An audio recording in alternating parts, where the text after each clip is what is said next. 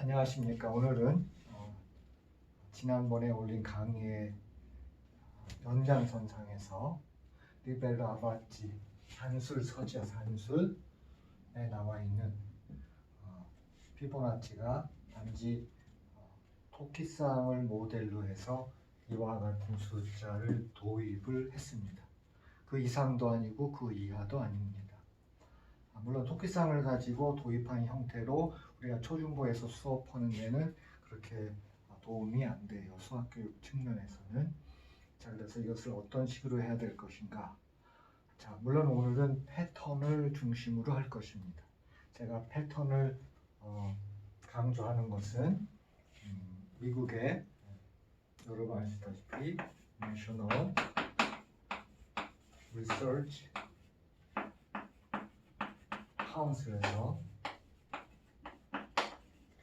수학을 다음과 같이 정의합니다. 수학은 Science of Pattern and 규칙, 오답을 정의합니다. 그래서 사실은 수학에 있어서 패턴은 매우 중요합니다. 그래서 패턴의 시각에서 이것을 어떻게 고등학교에서 활용을 할지에 대해서 한번 여러분들과 같이 공부하도록 하겠습니다. 지난번에 제가 중학교용을 올렸을 적에도 우리가 이게 처음 도입된 것은 빙갈라입니다.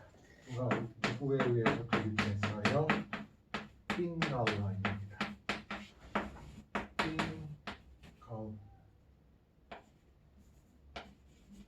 빙갈라예요. 정말 찍더라고요. 그래서 빙갈라에 의해서 이 수열이 도입이 되는데, 대략 최근에 제가 확인한 바에 의하면 최근 연구물을 확인했을 때 대략 기원전 5세기입니다. 그러다가 600년대, 1100년대 피보나치보다 훨씬 이전에 많은 사람들이 이 패턴을, 여기 나와 있는 이것을 토끼쌍 그런 형태가 아닌 하나의 패턴으로 받아들이죠. 그렇죠? 그래서 여러분은 알겠지만은 음절의 길이를 가지고 지난 시간에 말씀드린 대로 도입을 합니다. 한 번 더 소개를 하면은 음절의 길이를 한 개짜리죠. one mora. 그렇죠? 자, one mora라고 하는 것은 그 친구들은 이렇게 표현을 했어요. 그 다음에 two mori, 그렇죠? 여기다 선을 긋겠습니다. 그래서 two mori인 경우는 자, S 모양을 하나 하고 두 개, 그렇죠? 장, 단 이렇게 소개를 해야 될 것 같아요. 그 다음에 three 빠졌네요. mori는 어떻게 하냐면은 이거는 세 개니까요. 단장, 그렇죠? 그 다음에 마찬가지로 장단, 단단 이런 형식이죠. 그렇죠? 그 다음에 이제 for mori, 그거는 이제 장장, 그렇죠? 장장에다가 마찬가지로 단단장, 그렇죠? 그 다음에 단장단, 그 다음에 장단단, 단단 이런 형식입니다. 자, 이거를 이제 우리가 장이라고 하는 것은 어떤 조합론 입장에서 2를 뜻한 숫자 2고, 이 단은 2를 뜻해요. 그럼 이걸 이제 패턴으로 한다는 얘기는, 그러니까 빙갈라의 아이디어대로 한다 그러면 그것을 조합론적으로 한다 그러면은 타일이 하나 있다는 거고, 이게 단을 뜻합니다. 그렇죠? 그 다음에 two more는 장이라고 하는 것은 두 개죠. 보통 이제 도미노라고 불러요. 한 개의 도미노 또는 두 개의 타일이 오는 걸 뜻하겠죠. 그렇죠? 자, 마찬가지로 세 개라고 하는 것은 여기서 만들어지는 것은 하나의 타일, 하나의 도미노, 그렇죠? 그 다음에 하나의 도미노, 그 다음에 하나의 타일. 이번에 어떻게 될까요? 타일 이렇게 들어오겠죠. 자, 4개짜리입니다. 4개짜리는 당연히 도미노가 2개 오고요. 그 그다음에 타일이 2개에다가 도미노 하나. 그렇죠? 그다음에 타일, 도미노, 타일을 만들 수가 있고 이번에는 마찬가지로 도미노, 타일, 타일. 그렇죠? 이번에는 그냥 다 타일, 타일, 타일, 타일입니다. 그럼 학생들한테 이거 토끼상으로 도입하는 게 아니라 지금 일을 만들기 위해서 여기서 이제 약속을 해야 되겠죠. 교수법으로. 타일은 일을 뜻하는 거예요. 그렇죠? 얘는 이제 일을 뜻하겠죠. 도미노라고 불러요. 그러면 이제 일을 만드는 방법은 이 한 가지밖에 없습니다. 그렇죠? 조합론 시각이에요. 일을 만드는 방법은 2가지죠. 그렇죠? 3을 만드는 방법은 학생들이 이제 하는 거예요. 그래서 도미노 타일을 많이 나눠주고 학생들이 책상 위에서 이거를 이제 만드는 과정을 이제 하는 겁니다. 그럼 이제 4개를 만드는 방법은 이렇게 한다는 것입니다. 자, 여기서 제 경험에 의하면 그 다음에는 어떻게 만들어겠어요? 5개, 이건 이제 이 용어 안 쓰고 5개를 만들어 보자. 또는 5토막, 또는 5를 만들어 보자. 이런 용어도 괜찮습니다. 5를 만들자. 5를 만들자. 그리고 5를 어떻게 만들어야겠어요? 자, 여기서 이게 패턴이라고 하는 것입니다. 근데 사실은 제 경험에 의하면 5도 만들어야 돼요. 그리고 나서 제가 숫자가 커지죠. 6을 만들려고 그러면은 애들이 주저하겠죠. 너무 경우의 수가 많고 상당히 지루해 보이지만 여기서 이제 창의성이 나타나겠죠. 자, 보세요. 5를 만들려면 사실은 어떻게 하면 돼요? 3에다가 여기 3 만든 거에다가 각각에다가 누구 주면 되겠죠? 3에다가 5 만들려면 타일이죠.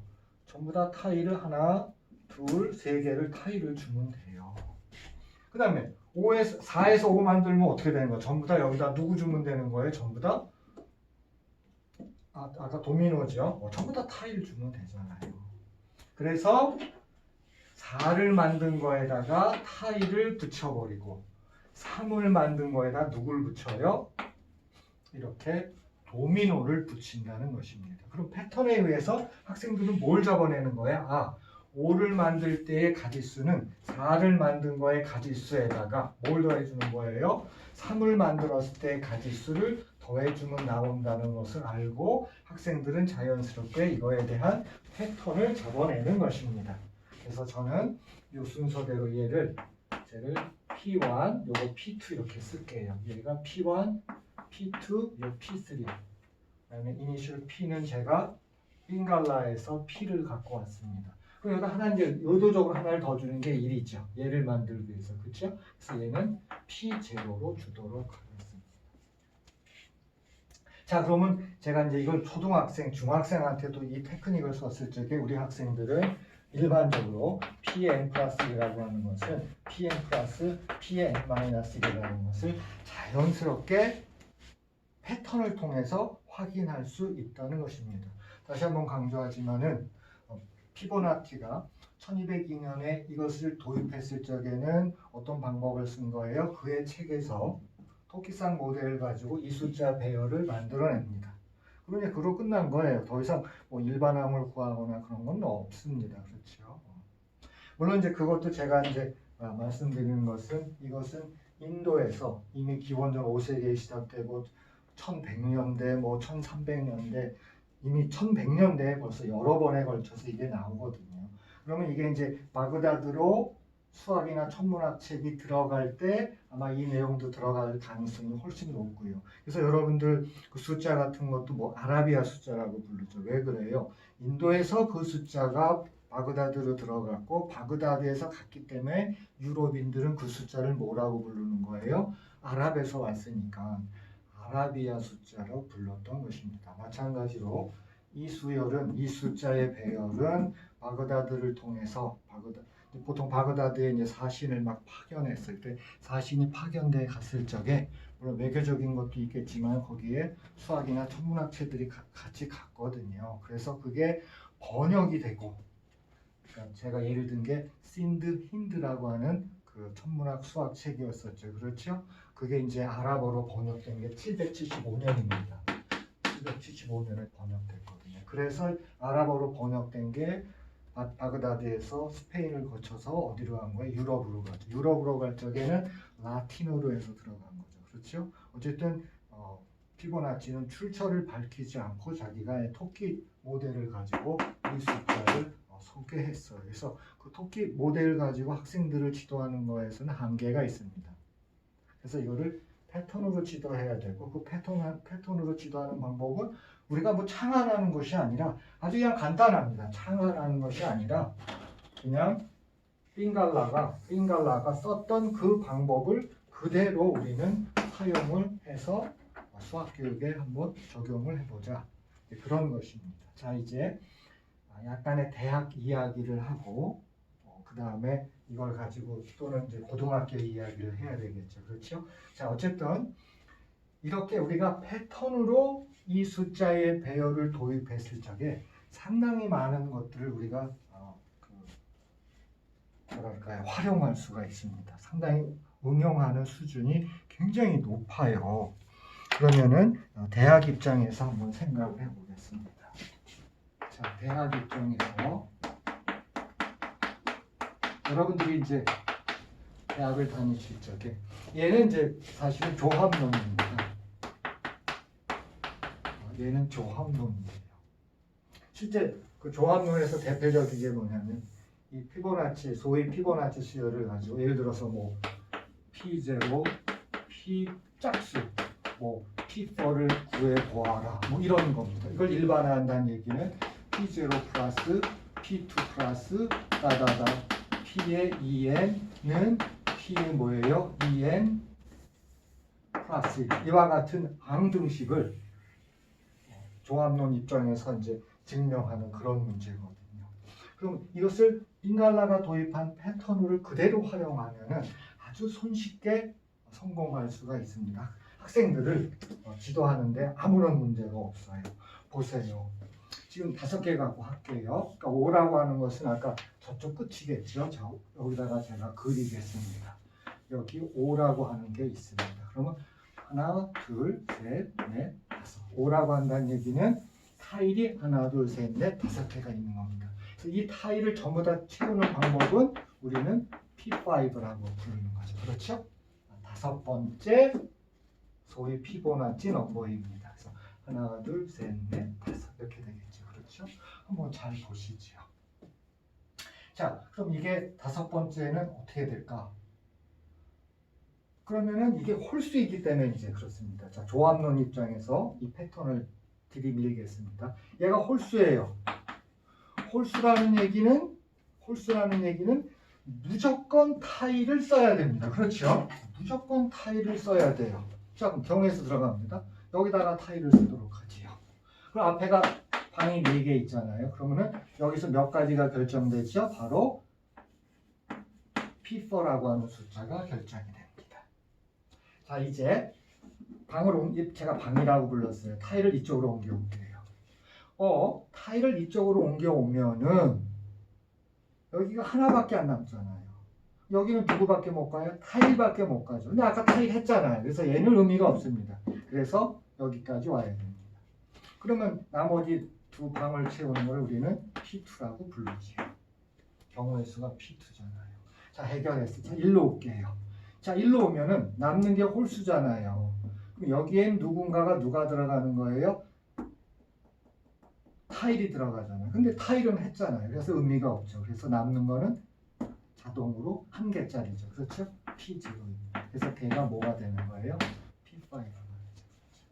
그래서 이 정도의 어떤 교구를 이용한 이런 방등식 지도, 이걸 우리는 이제 조합론이라고 하는 용어를 쓰지만은 상당히 초중고에서도 다양한 형태의 조합론의 문제를 이 도미노와 타일을 이용해서 우리는 할 수가 있다는 것입니다. 그래서 이 도미노와 타일 이론의 기본 아이디어는 누가 제공한 거예요?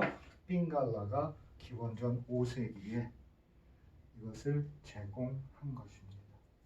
자, 이제 두 번째는 대학에서 여러분들이 좀 신경 써야 되는 게, 지금도 여러분들이 이제 좀 관심을 가져야 되는 게 AI 교육입니다.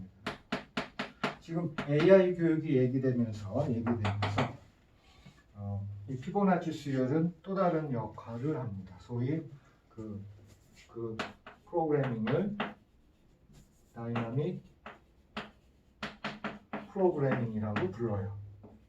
문자로 쓰겠습니다. 다이나믹 프로그래밍이라고 부릅니다. 그때 전형적으로 이 소위 피보나치 수요를 활용을 해요. 근데 이 피보나치 수요는 계속해서 중복이 되거든요. 그래서 이게 거듭 제곱 형태라 계산의 속도가 매우 느립니다. 그래서 그걸 해결하기 위해서 나온 것이 다이나믹 프로그래밍이에요. 그래서 여러분들은 이 다이나믹 프로그래밍을 어디서 상당히 의미 있게 만날 수가 있냐면 MIT 대학에서 오픈 코스웨어를 열었어요. 자, 이게 2011년으로 제가 기억합니다. 2011년에 올린 MIT 오픈 코스웨어에 알고리즘 클래스에 다이나믹 프로그램이 소개되어 있습니다. 그래서 이거를 최근에 그 AI 교육이 어떤 것인가를 한번 의미를 찾아보는 것에서 한번 여러분들이 알고 있는 소위 피보나치 수열이 어떻게 다이나믹 프로그래밍에 어떻게 활용되는지 그거를 한번 좀 확인을 해보면 굉장히 좋을 것 같다는 생각이 들어서 여러분들한테 이거를 조합론, 이건 뭐 여러분들 교육과정에서 대학에서 배울 수도 있었고 어떤 대학에서는 이제 조합론이 열리지 않을 수가 있거든요. 그래서 어쨌든 이거는 이제 여러분들이 관심을 가지고 학생 지도를 초중고에서도 다 할 수가 있기 때문에 피보나치 수열을 단순히 토끼쌍이다 이렇게 얘기해 놓고 그 다음에 뭐 입차례가 어떠고 저떠고 뭐 그런 거보다는 여러분들이 좀 관심을 가지고 이런 형태의 교수법을 좀 활용하는 것이 굉장히 좋다고 봅니다. 그 다음에 이제 참고적으로 제가 기억나는 김에 여기 남은 김에 03강에 제가 명제를 했어요. 그때 제가 글도 올려놨지만 부항식 P제곱 그 다음에 여기 소수가 오잖아요. 그래서 소수 Q가 0서부터 Q-1을 제가 잘못 말했죠. 이거를 뭐라 그랬냐면은 가우스라고 그랬는데 얘는 오일러입니다. 제가 이제 가우스라고 잘못 말했어요. 물론 이제 가우스는 소수에 관해서 어마어마한 업적을 내요. 가우스를 소개하면은 가우스는 소수에 관해서 뭐냐면 1부터 x라고 하는 무지무지 큰 숫자가 있어요. 20만, 그것도 아니야. 몇 조, 몇 천조 좋아요. 그럼 1부터 x까지 소수가 대략 몇 개 있을까를 추정을 합니다. 대략 몇 개 있어요. 그거를 자연로그로 나눠준 것만큼 존재한다라고 하는 컨젝처를 발표를 합니다. 물론 가우스 자신은 저걸 증명을 못해요. 대략 100년 정도가 지난 후에 저게 옳다고 하는 것이 증명이 됩니다. 어쨌든 제가 03 세 번째 강좌 명제라고 하는 파트에서 이 2차 다항식을 가우스라고 제가 좀 잠깐 착각을 했어요. 이게 참 이렇게 녹화를 하고 이런 것들은 이제 그런 면에서 약합니다. 이게 강의실에서 따르면은 이제 금방 그런 건 수정이 되거나 오해를 안 부럽히는데 그래서 그 점에 대해서는 죄송하고 제가 오늘 강의 중에 수정을 여기 지면이 남아서 여러분들한테 말씀을 드렸습니다. 자, 그러면 이제 고등학교 과정에서의 교수법으로 다시 가도록 하겠습니다. 여러분, 고등학교에서 교수법 중에서 한번 급수를 한번 생각을 제가 해보겠습니다. 그러니까 여러분 급수는 어디가 있겠어요? 급수는 미적완이겠죠, 그렇죠? 미적분 완에서 급수를 한번 제가 다뤄보겠습니다. 자, 무한급수를 다루죠. 여러분들이 무한급수 중에서 발산하는 거 누가 있나요?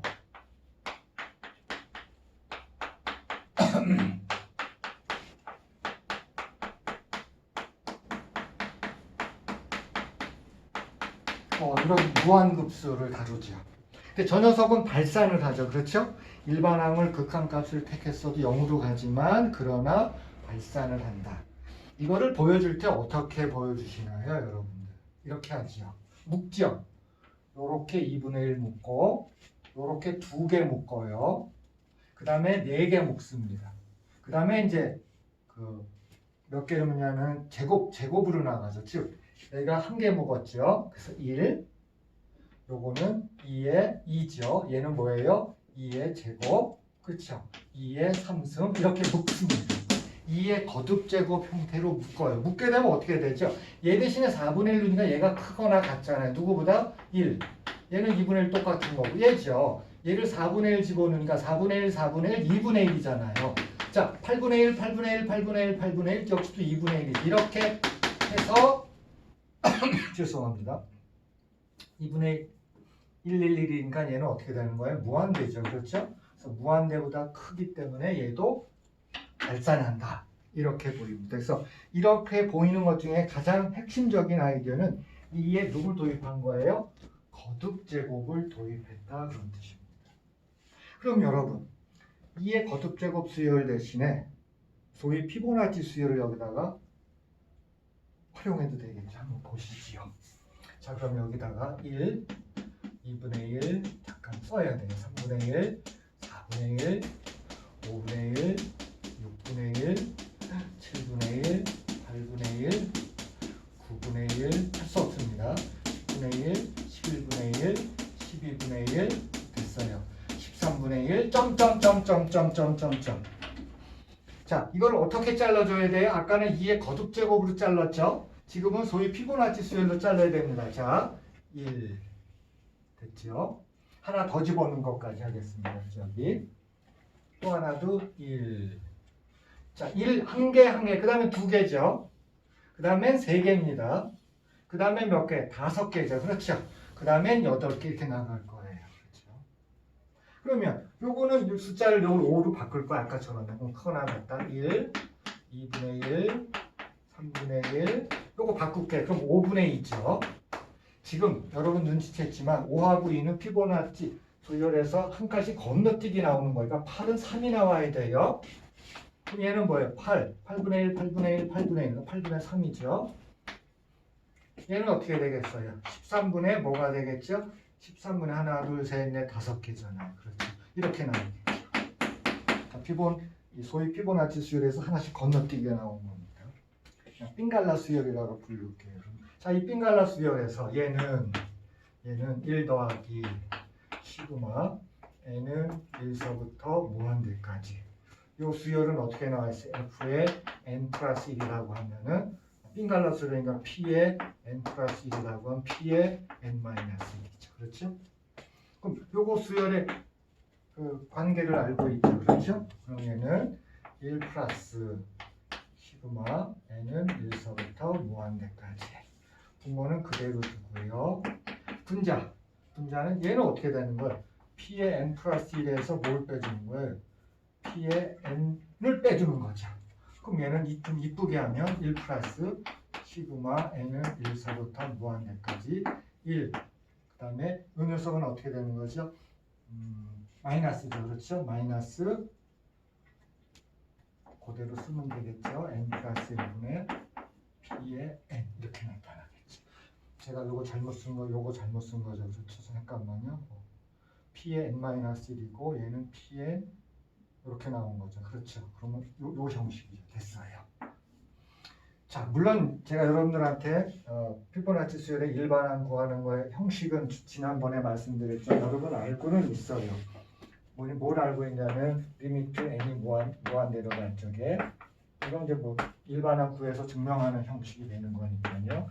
pn 플러스 1이라든지 또는 이게 바뀌었을 적에는 얘가 황금비의 역수 형식이겠죠. 그렇죠? 황금비의 역수입니다. 그러면 자, 이거에 대한 일반항에서 이 급수죠. 급수가 수렴하는지 안 하는지를 판정할 때 이 수열이 0으로 가야 되는데 이 리미트가 어디로 가는 거야? 1-p로 가죠. 엄밀하게 1-p분의 1입니다. 얘는 0이 아니죠. 그렇죠? 그래서 이제 고등학교 교육과정에서도 수열의 합에서 무한급수에서 이 녀석이 리미트가 0으로 가는 것이 아니기 때문에 얘는 발산하죠. 그래서 발산하는 것보다 더 크다 따라서 발산하죠. 그렇죠? 그래서 이제 지금 상황에서는 여러분들한테 무한급수에서 여러분 교육과정에서는 2의 거듭제곱 수열을 이용해서 얘가 발산하는 걸 보였고요. 그렇다면은 소위 피보나치 수열을 이용해 가지고 얘가 발산하는 거를 보일 수가 있다는 것입니다. 이게 제가 알기로 아마 2000 몇 년에 나왔어요. 꽤 2012년인가 꽤 근자에 나온 것입니다. 굉장히 아이디어가 좋아서 제가 해놨어요. 2012년 정도 되는 것 같아요. 어쨌든 자, 이제 두 번째는 어디로 가냐면은 급수에서 제가 한번 다시 고등학교 교육과정으로 무엇을 활용할 수 있는지를 한번 생각해 보겠습니다. 두 번째는 미적 2로 한번 가보도록 하겠습니다. 이건 좀 조심해야 되는데요. 미적분 2로 가겠습니다. 미적분 2에서는 제가 뭘 쓰려고 하냐면은 삼각함수의 덧셈 정리 있잖아요. 삼각함수의 덧셈 정리입니다. 이건 이제 조심해서 써야 됩니다. 이건 좀 조심해서 써야 됩니다. 자, 삼각함수의 덧셈 정리라고 하면 여러분 탄젠트 알파 플러스 베타를 강의하시죠. 1 마이너스 탄젠트 알파 탄젠트 베타 그 다음에 탄젠트 알파 곱하기 탄젠트 베타를 여러분들이 학생한테 수업을 하십니다. 그러면 우리가 알고 있는 빈갈라 넘버를 한번 생각을 해보죠. 다시 이 빈갈라 넘버를 한번 입력해 보시지요. 먼저 또 세 개씩 묶어갈게요. 1, 2, 3. 1, 2, 3이 뭘 만들어내냐면요. 1, 2, 3이 뭘 만들어내냐면 이걸 만들어냅니다. 1, 요거 좀 1이에요. 1. 요거예요. 요거에서 1 2, 3이 2분의 1 곱하기 3분의 1분의 2분의 1 더하기 3분의 1을 만들어냅니다. 물론 이걸 학생들이 잡아채는 거는 어렵겠죠. 그렇죠? 그래서 여기까지 힌트를 주면 되겠죠. 그럼 이거를 말을 바꿔 써야 되겠죠. 자, 이 연산을 이거 탄젠트 함수의 덧셈 정리를 쓴다는 얘기는 1이 오는 것은 4분의 파이예요. 그렇죠? 4분의 파이는 얘가 의미하는 게 뭐예요? 얘가 알파가 뭐죠? 알파가 아크타니까 조심해야 되겠죠. 사실 아크탄젠트는 어쨌든 탄젠트 함수의 역함수예요. 그래서 탄젠트 함수의 역함수. 이거는 뭐예요? 탄젠트 함수의 역함수. 그전 교육과정에서는 아크탄젠트가 이제 적분 형태로 들어가가지고 적분값이 아크탄젠트가 난다. 이런 것까지 했었어요. 그게 예를 들면 뭐 0서부터 1서부터 뭐 x까지 뭐 그런 거 있잖아요. 1 플러스 t제곱분의 뭐 dt 0이랑 가까이 뭐 이런 형식이었었죠. 그렇죠? 0서부터 x까지. 이거 적분하면 뭐 그런 건데 아마 이런 형태의 적분은 아마 삼각 치환이죠. 얘를 탄젠트 함수로 치환을 해야 되는데 아마 그거는 지금 없어진 것 같아요. 어쨌든 조심해야겠어요. 그래서 탄젠트 함수의 역함수요. 그러면 그 다음 게 이제 중요하겠죠. 뭘 잡아내야 되냐면 학생들이 이렇게 합니다. 358로 이제 넘어가죠. 자, 358이 만드는 게 이겁니다. 1 나누기 3은 1-5 곱하기 8분의 1 분의 뭐예요? 5분의 1 더하기 8분의 1을 만들어냅니다. 그럼 보세요. 결국은 여기다 붙여 쓰면 되겠죠? 이 녀석을 여기다 붙인다는 얘기는 여기다 붙이는 거죠. 그러면 제가 이거를 여기다 이퀄리티를 여기다 쓰고 얘는 아크탄젠트 2분의 1 더하기 얘 대신에 5하고 8이 들어가죠. 아크탄젠트 5분의 1 더하기 아크탄젠트 8분의 1이 들어갑니다. 이제 말 이어 붙이기죠. 아크탄젠트 8분의 1은 어디서 구하죠? 여기서 구하죠.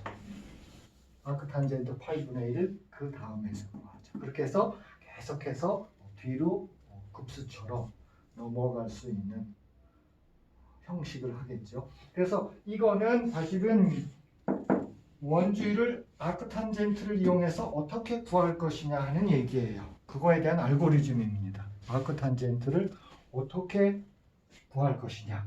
이제 그 얘기잖아요. 그렇죠? 그래서 이제 그 충분한 의미가 있습니다. 물론 이건 적분으로 들어가면은 제가 요거는 마무리하는 게 좋을 것 같아요. 그렇죠? 그럼 이제 대학교에서의 요거를 이제 대학교에서 요거는 제가 지워줄 것 같죠. 그렇죠? 그래서 저 아크탄젠트라고 하는 여러분들이 삼각 치환으로 연결이 됩니다. 아까 말씀드린 0서부터 x까지 여기가 1 플러스 t제곱의 dt라고 그러면 t를 뭐로 놓은 거예요? 탄젠트 시타로 놓지요. 이렇게 삼각 치환이에요. 그럼 얘를 삼각 치환하면은 1 플러스 탄젠트 제곱은 세크 제곱입니다. 그렇죠? 세크 제곱 시타, dt는 세크 제곱 시타, d 시타가 되고 0은 0이고 x는 뭐예요? 얘가 이제 아크탄젠트죠. 아크탄젠트 x죠. 따라서 적분값이 얼마예요? 아크탄젠트 x가 나오는 것입니다. 그럼 대략적으로 아크탄젠트 함수가 얼마가 될까? 대략적으로 아크탄젠트가 얼마나 될까라고 하는 것은 여기서부터 쫓아 들어가면 됩니다. 얘는 0서부터 x가 되고요. 요거 여러분 등비급수에서 나오는 거죠. 이게 공비가 얘잖아요. 그럼 얘 1 마이너스 t제곱 플러스 t의 4승 이렇게 나가는 거잖아요. 그렇죠. 그거에 t죠. 이가 아크탄젠트거든요. 얘를 이제 근사값으로 하려면은 많이 할 거 없이 여기까지만 하면 되겠죠. 집어넣으면은 x. 요거 하면 마이너스 3분의 1 x 3승. 요거는 뭐예요? 플러스 5분의 1 x 5승 정도. 즉 아크탄젠트 함수라고 하는 것은 대략적으로 오차 함수로 말하면 이 정도입니다. 그래서 충분히 여기다가 x 대신에 뭐 집어넣으면 되는 거예요? 2분의 1이나 3분의 1 또는 뭐 8분의 1, 5분의 1을 집어넣으면은 원주율에 뭘 구하게 되는 거예요? 근사값을 이제 구하게 되는 것입니다. 자, 그래서 오늘은 요거를 딱 하면 좋은데요. 하는 김에 사실은 이거는 이제 여러분들 제가 알기로 수학적 귀납법을 이제 여러분들이 다룹니다. 그래서 그 얘기까지 다 하고 마치는 게 더 좋을 것 같아요. 자, 이제 수학 2에서는 수학적 귀납법을 다룹니다.